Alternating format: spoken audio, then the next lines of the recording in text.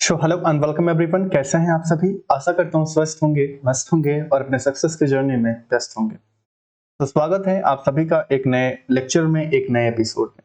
तो दोस्तों, आज के इस एपिसोड में हम लोग डिस्कस करने वाले हैं हाइपोथेसिस और इसके प्रकार, टाइप्स ऑफ हाइपोथेसिस से। ठीक है, हम लोग 10 एमसीक्यूज के बारे में डिस्कस करने वाले हैं। इसके पिछले वाले एपिसोड में हम लोगों ने क्या डिस्कस किया था? हाइपोथेसिस का कंसेप्ट हम लोगों ने डेवलप कर लिया था। ठीक है, हाइपोथेसिस का कंसेप्ट डेवलप करने के बाद हम लोगों ने डिस्कस कर लिया था कि टाइप्स ऑफ हाइपोथेसिस क्या होता है। ठीक, टाइप्स ऑफ हाइपोथेसिस में बहुत सारे प्रकार के टाइप्स को हम लोगों ने डिस्कस किया था, टोटल कंसेप्ट भी डेवलप किया था, एग्जांपल भी लिया था। ठीक है, सारी चीजों को हम लोगों ने, कंसेप्ट को, एग्जांपल को, टाइप्स को बहुत ही बेहतरीन तरीके से समझ चुके हैं। डिस्क्रिप्शन बॉक्स में उस लेक्चर का लिंक है। ठीक है, आप उस एपिसोड को देखिए। अब चलिए थोड़ा सा हम लोग प्रैक्टिस करते हैं, एमसीक्यूज का प्रैक्टिस करते हैं थोड़ा सा। ठीक है, और समझते हैं कि नेट के एग्जाम में हाइपोथेसिस से कैसे कैसे क्वेश्चन पूछे जाते हैं। ठीक है, तो चलिए आगे बढ़ते हैं। जैसा कि आप जानते हैं, हम लोग नेट डिस्कस कर रहे हैं, पेपर 2 साइकोलॉजी डिस्कस कर रहे हैं, जिसमें हम लोग डिस्कस कर रहे हैं यूनिट सेकंड। यूनिट सेकंड हम लोगों का चल रहा है इस टाइम पे रिसर्च मेथोडोलॉजी एंड स्टैटिस्टिक्स, और हम लोग पहुंच चुके हैं हाइपोथेसिस तक। ठीक है, तो दोस्तों, अगर आप कोच नीतीश कुमार चैनल पे नए हैं तो कोच नीतीश कुमार चैनल को सब्सक्राइब कर दीजिएगा, वीडियो को लाइक कर दीजिएगा, दोस्तों के पास शेयर कर दीजिएगा। फेसबुक, इंस्टाग्राम, टेलीग्राम और एक्स पर अगर आप मुझसे जुड़ना चाहते हैं तो coach Nitish Kumar handle name से जाइए, सर्च करिए, वहां पे मुझे फॉलो कर सकते हैं। स्पेशली आप मुझे सब्सक्राइब कर लीजिए, फॉलो कर लीजिए टेलीग्राम पे। इससे आपको बेनिफिट क्या होगा कि टेलीग्राम पे मुझे फॉलो करने से आपको जो इजीली नोट्स प्रोवाइड कर दिए जाएंगे। ठीक है, रिवीजन के लिए शॉर्ट नोट्स भी हम लोग वहां पर प्रोवाइड करा देते हैं फ्री ऑफ कॉस्ट। आपसे ₹1 भी चार्ज नहीं लिया जाता है इसके लिए। ठीक है, सो चलिए आगे बढ़ते हैं बिना देरी के और डायरेक्ट टॉपिक पे आते हैं। सो चलिए इसमें पहला क्वेश्चन देखते हैं। और पहला क्वेश्चन क्या है? पहला क्वेश्चन आपको स्क्रीन पे दिख रहा है कि which of the following best define a null hypothesis. Null hypothesis को सबसे अच्छा कौन डिफाइन करता है? तो ऑप्शंस देखते हैं, कितने सारे ऑप्शन हैं। जैसा कि आप जानते हैं, हम लोग नल हाइपोथेसिस को एच नॉट से डिनोट करते हैं, एच नॉट से प्रदर्शित करते हैं। ठीक है, स्टैटिस्टिक्स के जब हम लोग जाएंगे तो वहां पे अक्सर आपको नल हाइपोथेसिस को एच नॉट से ही मतलब देखने को मिलेगा, और इससे आपको समझना पड़ेगा कि नल हाइपोथेसिस को प्रेजेंट कर रहा है।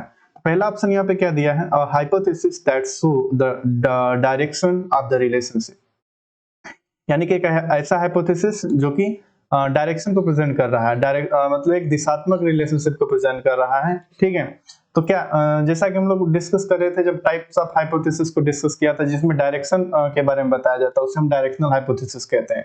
तो ये ऑप्शन तो गलत हो जाएगा नल हाइपोथेसिस के लिए। क्या है? Hypothesis that states there is no relationship between variables. तीसरा ऑप्शन है hypothesis based on personal beliefs. और लास्ट ऑप्शन दिया है hypothesis that includes more than 2 variable. ठीक है, तो अगर हम इसकी बात करते हैं तो hypothesis that includes more than 2 variables, तो उसे हम क्या कहते हैं? ऐसे वेरिएबल जिसमें दो या दो से अधिक ज्यादा मतलब ऐसा हाइपोथेसिस जिसमें 2 या 2 से अधिक वेरिएबल होते हैं, उसे हम कहते हैं कॉम्प्लेक्स हाइपोथेसिस। ठीक है, उसे हम क्या कहते हैं? उसे हम कॉम्प्लेक्स हाइपोथेसिस कहते हैं। ठीक, तो ये भी आंसर नल हाइपोथेसिस के लिए गलत हो जाएगा। Hypothesis based on personal beliefs, एक ऐसी परिकल्पना जिसमें पर्सनल बिलीफ को मतलब लिया गया, पर्सनल बिलीफ पे आधारित होती है, अभी एक तरीके से नल हाइपोथेसिस के लिए गलत हो जाएगा। तो यहाँ पे क्या दिख रहा है आपको? ऑप्शन क्या दिख रहा है? Option number B, hypothesis that states there is no relationship between variables, यानी कि एक ऐसा हाइपोथेसिस जो रिलेशनशिप वेरिएबल्स के बीच में कोई रिलेशनशिप नहीं मतलब प्रस्तुत करता है, उससे हम क्या कहते हैं? हम लोग नल हाइपोथेसिस कहते हैं। तो इसका आंसर क्या हो जाएगा आपका? Answer number B is correct answer. So null hypothesis is a statement of no affect और नो रिलेशनशिप। ओके, जिसमें एक ऐसा स्टेटमेंट होता है जिसमें कोई इफेक्ट नहीं होता है और ना ही कोई रिलेशनशिप होता है वेरिएबल के बीच में। Okay, it assumes that any observed effect is due to sampling or experimental error. Okay, so चलिए अब लोगों दूसरा क्वेश्चन देखते हैं कि क्वेश्चन नंबर सेकंड क्या है। सो क्वेश्चन नंबर सेकंड आपको यहाँ पे दिख रहा है, वो है विच of the following is a directional hypothesis. Directional hypothesis क्या है? इसके बारे में मतलब समझना है तो ऑप्शन देखते हैं। Yoga affect anxiety, yoga affect anxiety, मतलब योगा एंजाइटी को अफेक्ट करता है।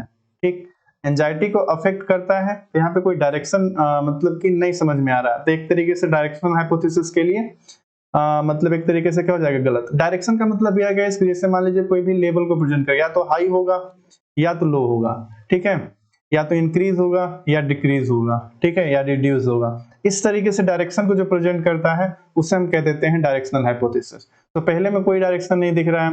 योगा रिड्यूस एंजाइटी, यानी कि योगा जो है, योगा आपके जो एंजाइटी को क्या करती है, रिड्यूस करती है, यानी कम करती है। तो यहाँ पे एक तरीके से डायरेक्शन, लोएस्ट डायरेक्शन देखने को मिल रहा है। तो ये क्या हो जाएगा आपका, ये डायरेक्शनल हाइपोथेसिस हो जाएगा। तो यहाँ पे एक करेक्ट आंसर है आपका B, there is no affect of yoga and on anxiety. Yoga और एंजाइटी के बीच में कोई इफेक्ट नहीं है, नन ऑफ दिस। सो इसका सही आंसर आपका जो हो जाएगा गाइस, ऑप्शन नंबर बी, क्योंकि a directional hypothesis specifies the direction of expected outcome, जैसे इंक्रीज हो रहा है, डिक्रीज हो रहा है, मोर हो रहा है, लेस हो रहा है, ठीक है। तो यहाँ पे आपको क्या समझ में आ रहा है, योगा रिड्यूस एंजाइटी, यानी कि डिक्रीज कर रहा है। एंजाइटी क्या कर रहा है, योगा क्या कर रहा है, एंजाइटी को रिड्यूस कर रहा है, डिक्रीज कर रहा है। तो यहाँ पे क्या है कि रिड्यूस जो है वो एक तरीके से क्या प्रेजेंट कर रहा है, आपका डायरेक्शन को प्रेजेंट कर रहा है, इसीलिए क्या हो जाएगा, ये डायरेक्शनल हाइपोथेसिस हो जाएगा, ठीक है।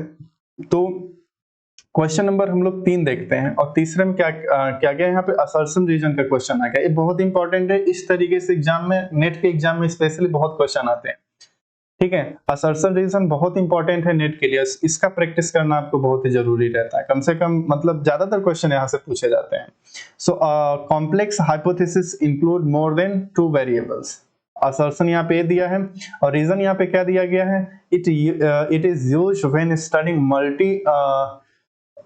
Multivariate relationship, okay. तो यहाँ पे क्या है, यहाँ पे ऑप्शन देखते हैं क्या दिया है। तो both A and R true and R is the correct explanation of A, okay. So यहाँ पे एक चीज तो क्लियर हो रही है कि a complex hypothesis include more than 2 variable. हम लोग कॉम्प्लेक्स हाइपोथेसिस को डिस्कस कर रहे थे, तो हम लोग डिस्कस किए थे कि सिंपल हाइपोथेसिस क्या होता है। सिंपल हाइपोथेसिस के अंतर्गत क्या था कि वहां पे आपको 2 वेरिएबल देखने को मिलते थे, ठीक है। लेकिन वहीं कॉम्प्लेक्स हाइपोथेसिस में गए थे तो वहां पे मोर देन 2 वेरिएबल था, मोर देन 2 वेरिएबल थे, ठीक है। तो एक तरीके से तो आपको यहाँ एक चीज स्पष्ट हो रही, पहला जो है वो सही है, ठीक है। तो यहाँ पे हम लोग आइडेंटिफाई कर सकते हैं कि मतलब कौन सा है, A is true but R is false, ठीक। दूसरा है both A and R false, दोनों गलत है, ठीक। और बी ऑप्शन यहाँ पे क्या दिया, both A and R are true but R is not the correct explanation of A. ये गलत है एक्चुअली में देखा जाए। अगर हम बात करते हैं it is used when studying, complex hypothesis का इस्तेमाल कब किया जाता है, जब मतलब व्हेन स्टडीइंग मल्टीवेरिएट रिलेशनशिप, ठीक है।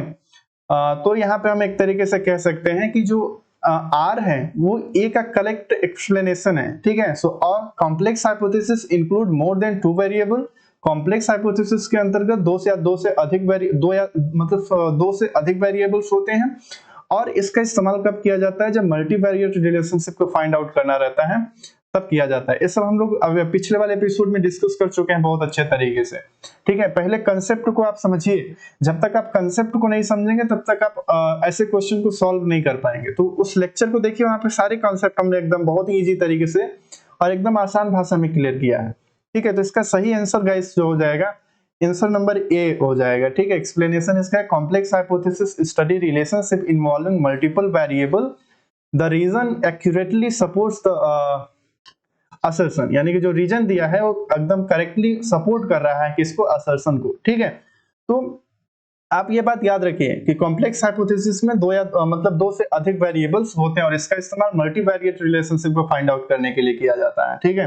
मतलब ज्यादा से ज्यादा वेरिएबल्स के बीच में अगर संबंध स्थापित करना है, रिसर्च को फाइंड करना है, तो इसका इस्तेमाल किया जाता है, ठीक है। यहाँ पे आप देखेंगे नेक्स्ट क्वेश्चन वो है मैच ऑफ द फॉलोइंग का क्वेश्चन, ठीक है। मैचिंग के भी क्वेश्चन यूजीसी नेट में बहुत आते हैं, इसका भी प्रैक्टिस आपको करना रहेगा, ठीक है।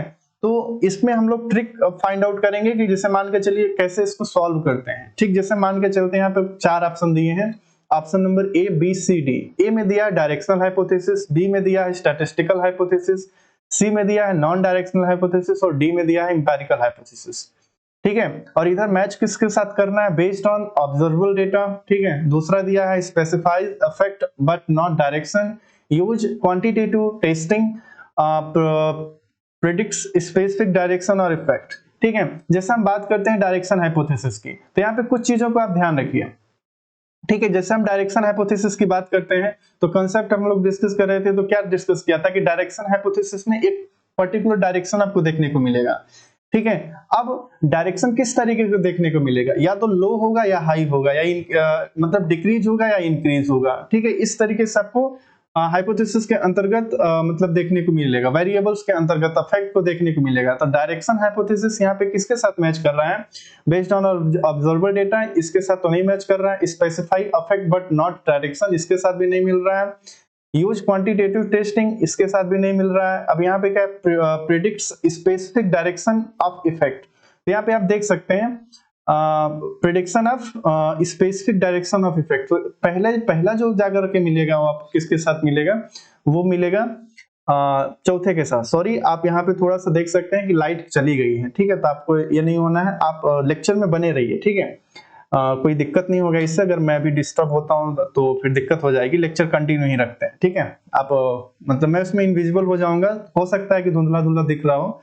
ठीक है, तो आप आगे चलते रहिए, इस लेक्चर में आगे बढ़ते हैं। तो पहला यहाँ पे क्या प्रेजेंट कर रहा है, डायरेक्शन हाइपोथेसिस क्या प्रेजेंट कर रहा है, predicts specific direction of effect. ये किसी भी डायरेक्शन स्पेसिफिक डायरेक्शन के मतलब इफेक्ट के किसी स्पेसिफिक डायरेक्शन को क्या करता है, प्रेडिक्ट करता है। तो यहाँ पे आपका डायरेक्शन हाइपोथेसिस चौथे के साथ हो गया। अब दूसरा देखिए स्टैटिस्टिकल हाइपोथेसिस।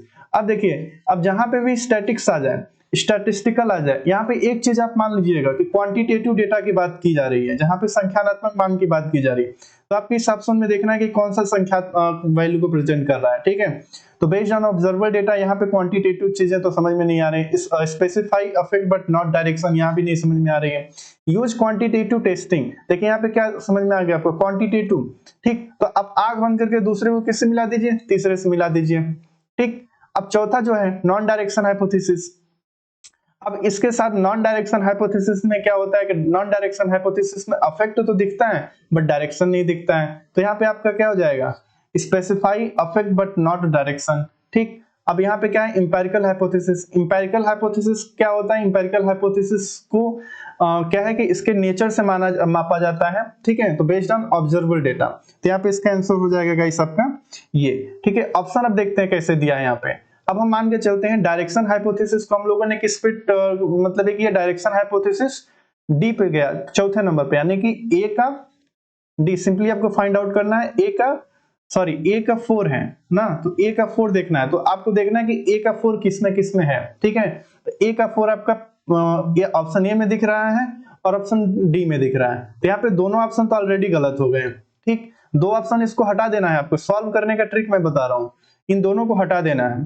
ठीक है, अब आपको इन दोनों में से छांटना है। फिर दूसरे नंबर पे आ जाइए, स्टैटिस्टिकल हाइपोथेसिस।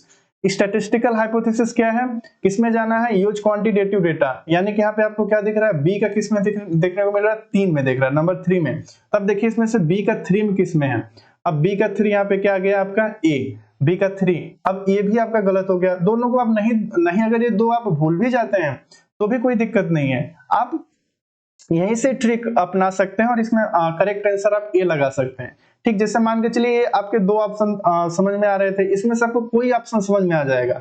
जैसे मान के चलिए हम ये थोड़ा सा अजम करके चलते हैं कि आपको इसमें से अगर हम सीरियल की बात नहीं करते हैं तो कुछ चीजें हैं जो आपको मतलब आपके सामने मतलब आ रही हैं और आप उसे समझ पा रहे हैं। ठीक है, जैसे कि अगर हम बात करते हैं, आपके सामने एक क्वेश्चन आया। ठीक, आपके सामने जब क्वेश्चन आया तो आप इसमें से एक चीज, जैसे मान लीजिए हम इसमें से एक चीज समझ में आ रही है, सी नॉन डायरेक्शन हाइपोथेसिस में हमको ये समझ में आ रहा है कि ये किसी भी डायरेक्शन को नहीं प्रेजेंट कर रहा है। तो इस पे specify effect but not direction, ये चीज हमको समझ में आ रही है कि सी का कौन सा ऑप्शन हमको समझ में आ रहा है, दूसरा। तो आपको क्या करना है, यह देखना है कि सी का दूसरा किसमें है, सी का दूसरा किसमें है। तो आपको सी का दूसरा किसमें देखना है।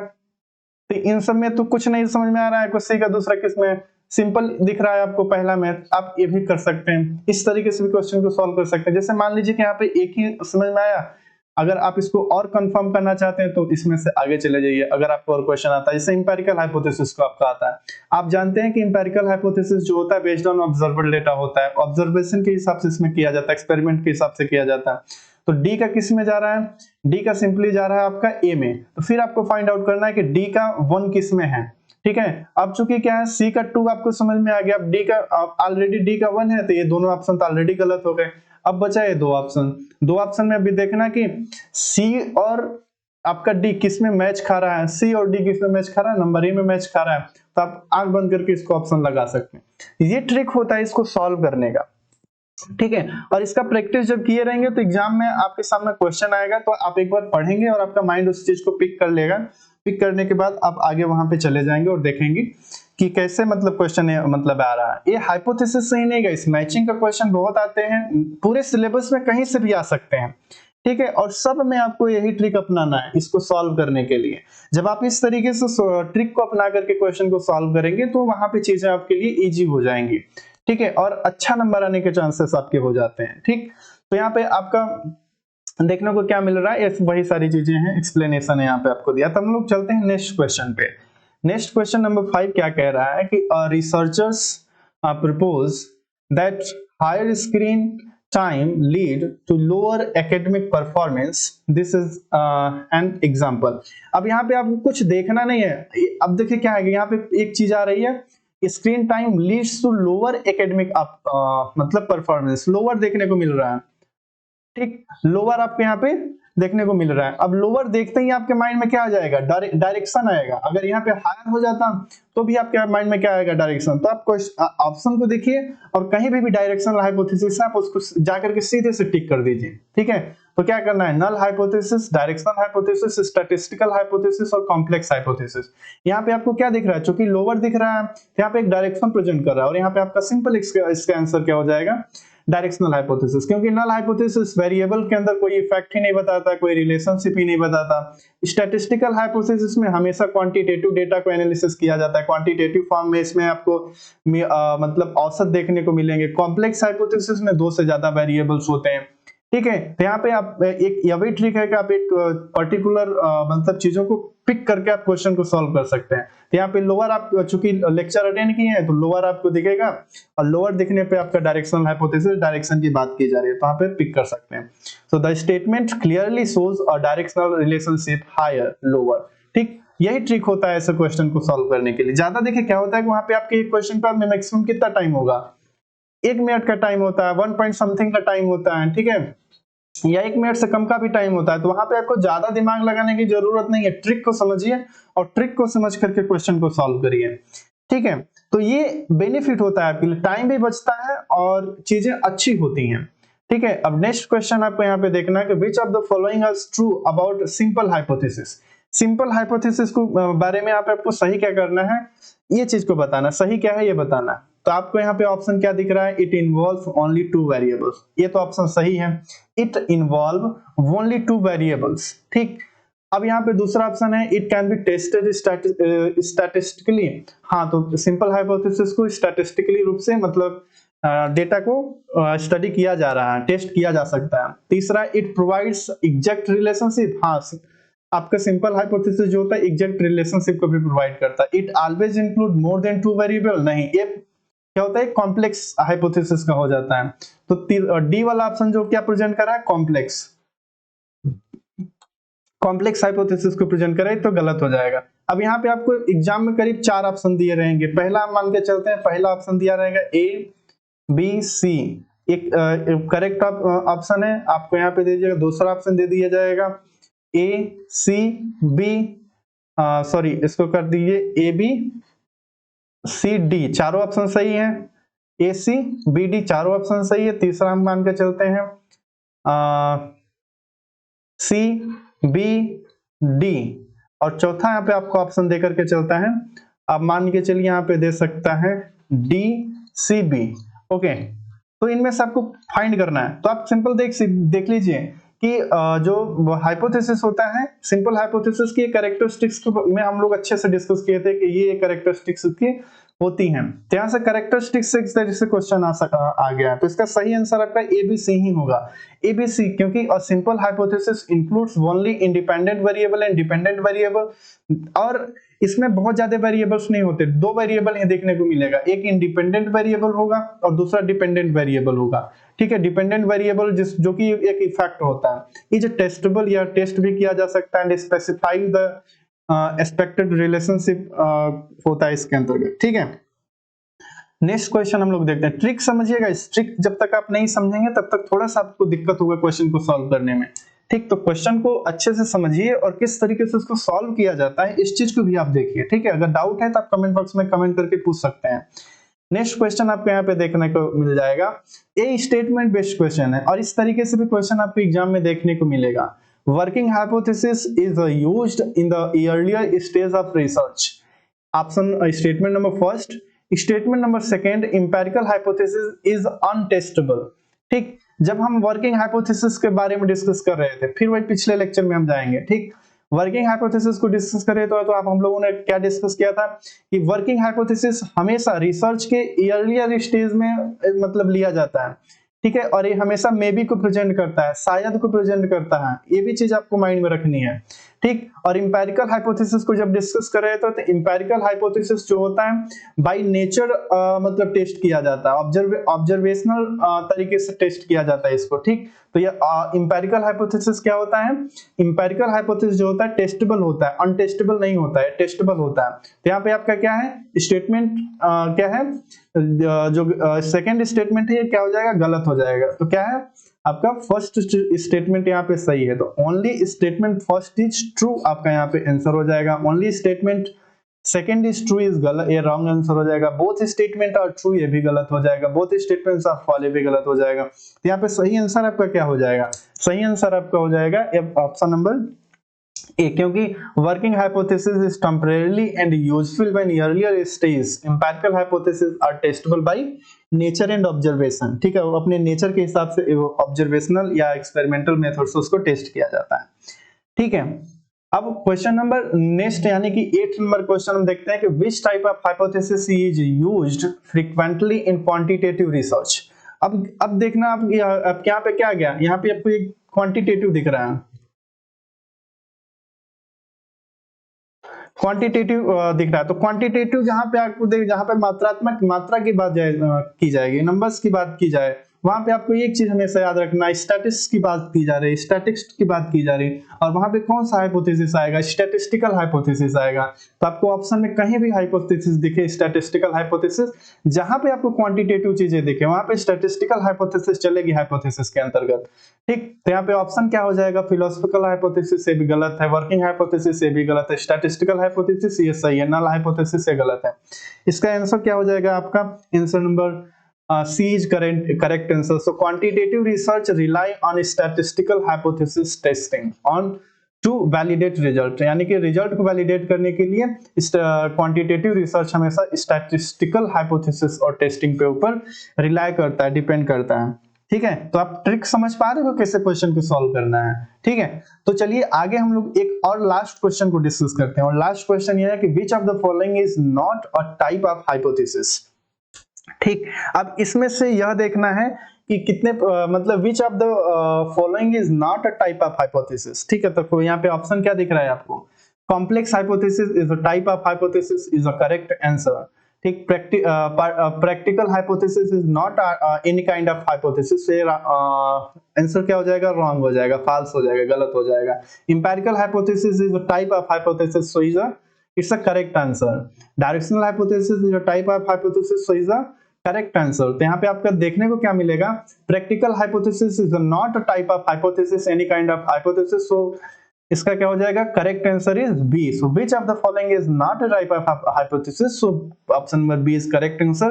Practical hypothesis is not any kind of hypothesis. Okay, so practical hypothesis is not a established category, the rest are well known types. Okay, so ये रहा लास्ट क्वेश्चन।